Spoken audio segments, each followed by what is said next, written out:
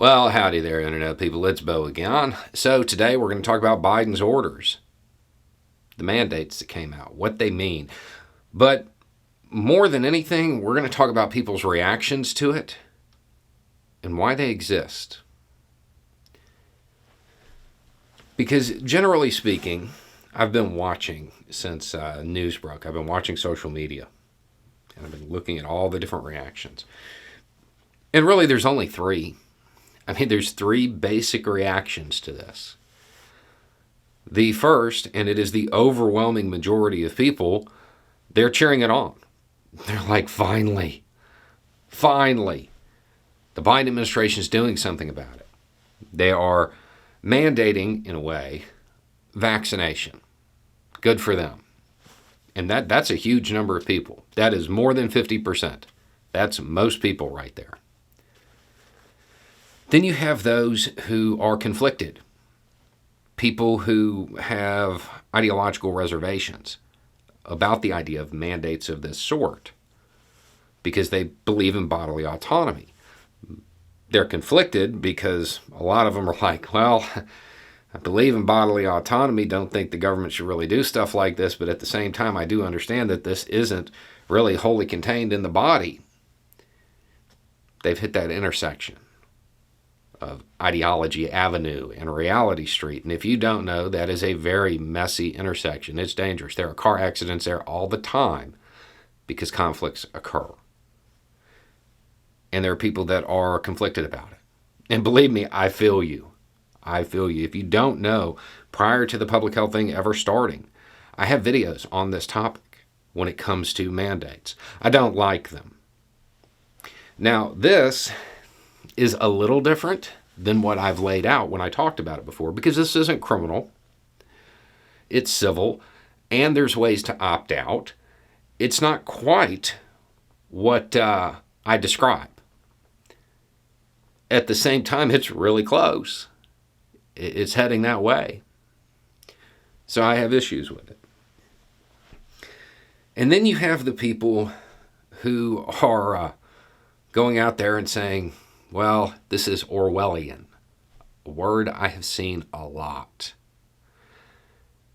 Saying that Biden has turned into a dictator, that it is tyranny. Yeah, because generally things that are tyrannical have a method of opting out. But it's that word Orwellian that has really kind of got me. The thing is, when you look at the media coverage of this, there's something that is just absent, but it's in all kinds of other coverage. Any other major topic of the day, there's a story that goes along with it that they talk about. In most cases, it gets a week of coverage in and of itself. Who's to blame for this? That's not happening in this case. So we're going to kind of go over it. As pro-vaccination as I am, I have to acknowledge the medical and scientific community. They had bad messaging, horrible messaging.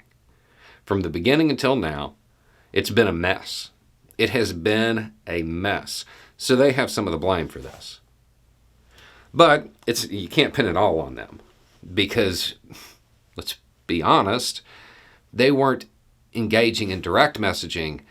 They were engaging in counter messaging because we have an industry that at one time was theoretically in just pursuit of the truth, and that's how they turned a profit, that has instead switched to sensationalism, fear-mongering, and sowing division as their profit model.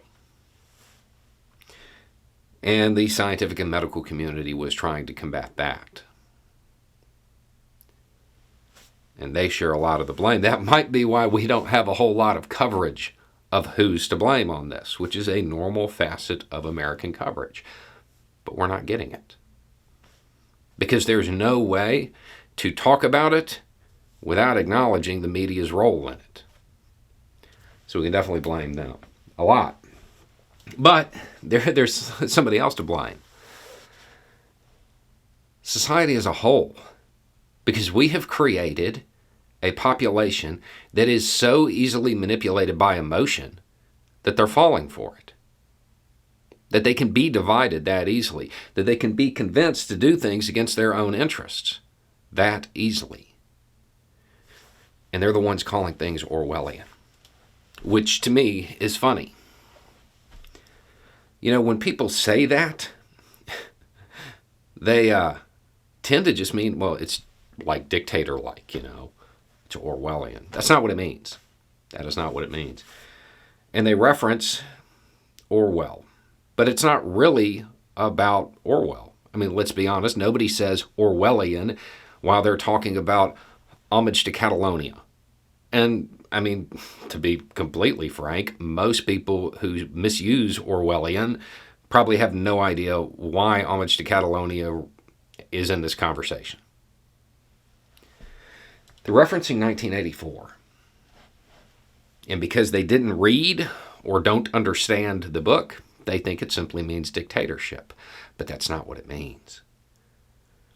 It references the whole system of being able to manipulate people, appeal to their emotions, give them their 2 minutes of hate via the media, which is what we get now with that sensationalized, fear-mongering media. References that. And it references the way that Big Brother, the government, the party, controlled the little peons at the bottom.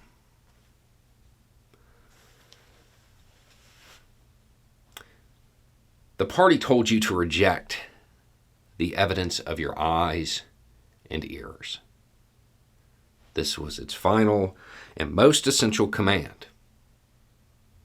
That's Orwellian. And it's referenced throughout the whole book. Normally, to show how absurd it is, it talks about simple addition. The party says 2 + 2 = 5. And if you were a good party member, if you had totally bought in and you were totally co-opted, and they had already created an obedient lackey out of you, you would deny simple math. Math you could have learned on Sesame Street. And that's Orwellian. I have some math for you.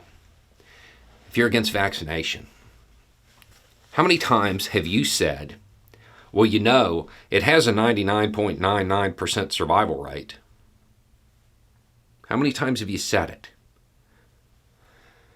In the United States, if that was true, if it had a 99.99% survival rate, and we had 100% infection, the U.S. would have lost about 32,800 people. We've lost more than that in Florida. It's not true. Simple math. But 2 + 2 = 5. People are denying the evidence of their eyes and ears. I haven't heard many people say 0.99. It's normally just 99.9%. Yeah, that's 320,000. We've lost twice that. 2 + 2 = 5, though, right?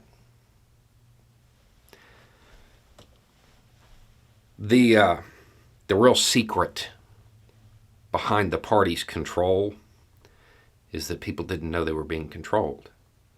People didn't know they had been duped because they rejected the evidence of their eyes and ears.